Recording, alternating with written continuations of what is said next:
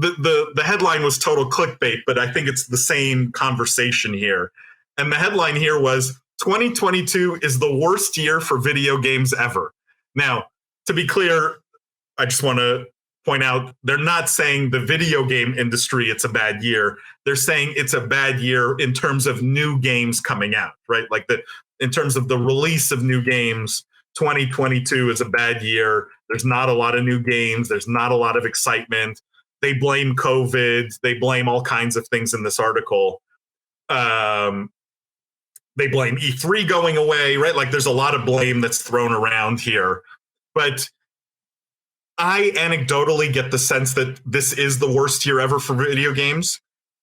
3 years ago, I said, based on everything I was seeing, based on the Prophet's own crystal ball, that we were going into years that were going to be very bad because of all these forces. Do you guys agree with this article? You think you disagree? You think it's total clickbait? Like, and maybe tie it to the other one if you can. But I'm just curious if you guys agree or not, and chat also.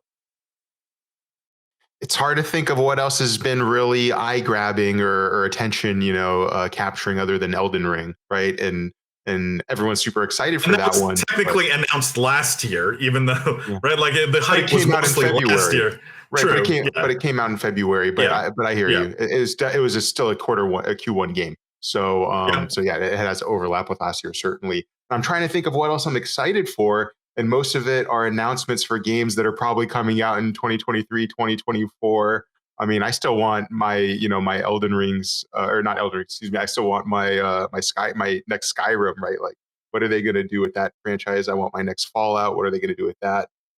Little talks here and there, but nothing coming up immediately. I think what else were we talking about with Zelda, right? Aren't they supposed to come out with the Breath of the Wild 2? Is that slated for later this year? I can't. Let me pull that up real quick. Next year. So again, you're right. Back, yeah. Yeah. So everything's next year. Everything's getting pushed to 2023. Dang. Yeah. Dang. But I read an article actually, which I'm not going to bring up. There are 500 play-to-earn games / blockchain games under development currently. So good news, everybody. There's going to be plenty of play-to-earn games to play. No real games, but plenty of NFTs to earn. Play and earn. That's right. Wrong word. No, all right, guys. Let's move on. I don't mean to start with doom and gloom, but I mean I kind of did call it. Actually, I really did call it. Did you predict the pandemic? Is that what I'm hearing? It's not.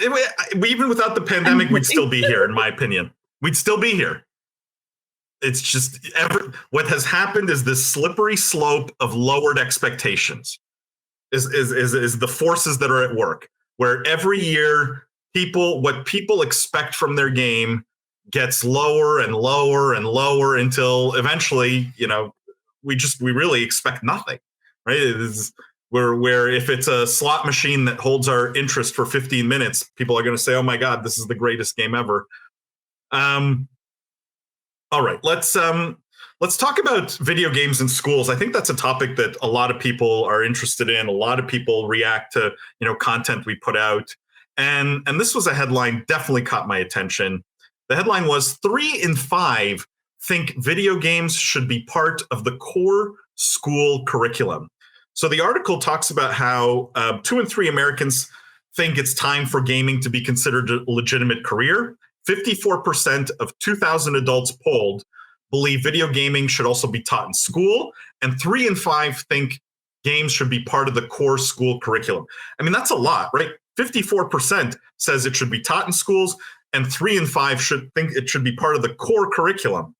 53% noted that video games should be considered an academic extracurricular activity like other sports. Now, they also say it should be taught as early as elementary school, 41%, which is, I think, a large number. And it should start with younger players playing in leagues, again, 54%.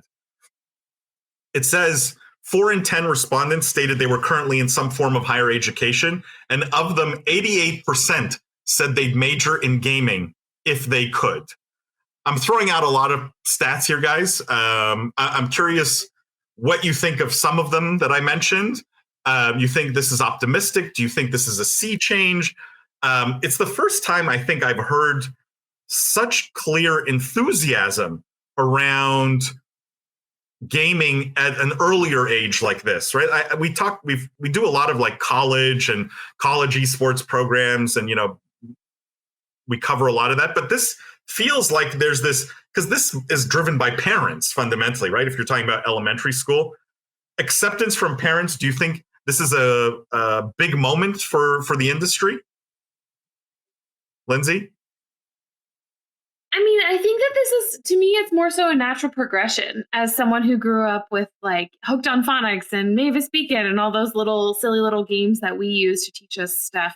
And now I have friends who are educators who are saying, you'll never believe like how much better my students get when they practice math through a video game rather than times tables and all of that. So I think that this has been gaining traction for a long time, and I'm not surprised that more people are seeing the value in it. What I'm really excited for is when it starts to enter curricula a little more in terms of building, developing, coding, and even just teamwork, collaboration, all that other stuff that you can learn by playing games. I think that's really going to be special. When it comes to after school programs, it's absolutely a no-brainer, and I'm not surprised that more folks think that those should be around. So I'm sort of more excited for that, like next phase in day-to-day interactions in school and education than I am, I think, about this, because I think this is just a pretty linear evolution from like what I grew up with. So the numbers don't shock you at all, Lindsay? No, not at all.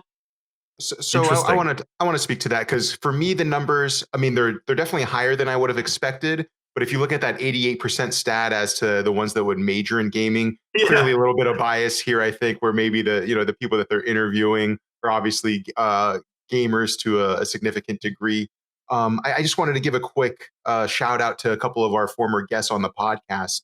Episode 172, Evolved Play with CEO Kevin Caldwell, and episode 188 with Danny Martin from Exposure. Two amazing companies doing a lot in the intersection of educational technology and gaming, bringing gaming to high schools, learning about how gaming can fundamentally shape education or rather core curriculum type of skills, whether it's problem solving, logical reasoning, social,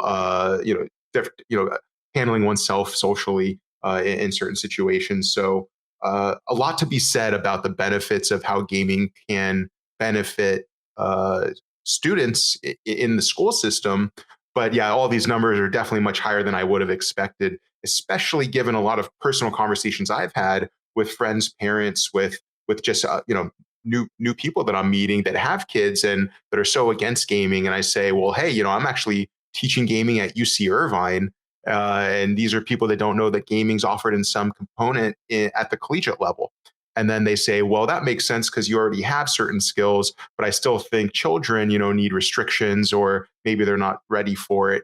And then you get not only this, which is more judging temperament, but you get other statistics about the benefits that students are getting, particularly in Commonwealth countries that I've seen, where it's already been applied in a limited capacity. And students are getting higher GPAs. They're becoming more confident in finding their voice, right? And they're noticing a massive positive effect there. So to me, the numbers actually were a little higher than I would have expected, but all in a good way, I think. And yeah, I just wanted to give a shout out to those episodes 172 and 188. If you haven't listened to them, and if you're interested in ed tech and in the intersection of gaming, esports, and matriculation, so to speak, through middle school, high school, college. Definitely some good episodes to check out. Yeah, the 88% one was the surprising one for me too. I mean, that's a lot. That's a lot of kids who would major in gaming. Now, if you buy my own thesis that gaming is set to become the biggest industry on the planet by a long shot, we probably will need 88% to want to, work in gaming, just from a pure manpower perspective. I just wonder if there is still a little bit of misunderstanding, even among students, definitely among parents, but even among students, in terms of possible careers in and around gaming.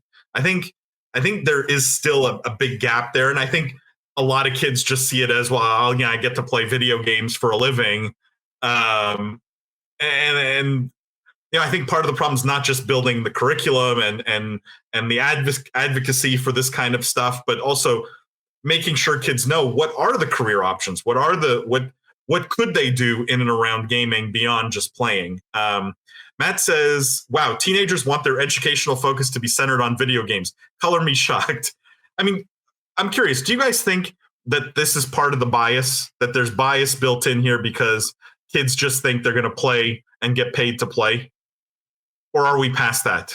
I don't know if it's, I think we're past that. I think kids today are hustlers. I think they don't get enough credit for how smart they are and for what they're doing to find ways to make money online through editing videos on YouTube. Or I think they just realize that they can combine their favorite pastimes with money-making opportunities. And that was kind of a big reason why I got into mentorship in gaming in the first place was, hey, just because you like playing video games, you might not be a pro gamer, but there's a huge industry supporting this with a ton of jobs that you wouldn't even think of and a whole host of ways to get involved and to make this a career. So I think kids are seeing that because this generation more than others are looking at how do I make money? How do I avoid college and just do what I want to do with my free time?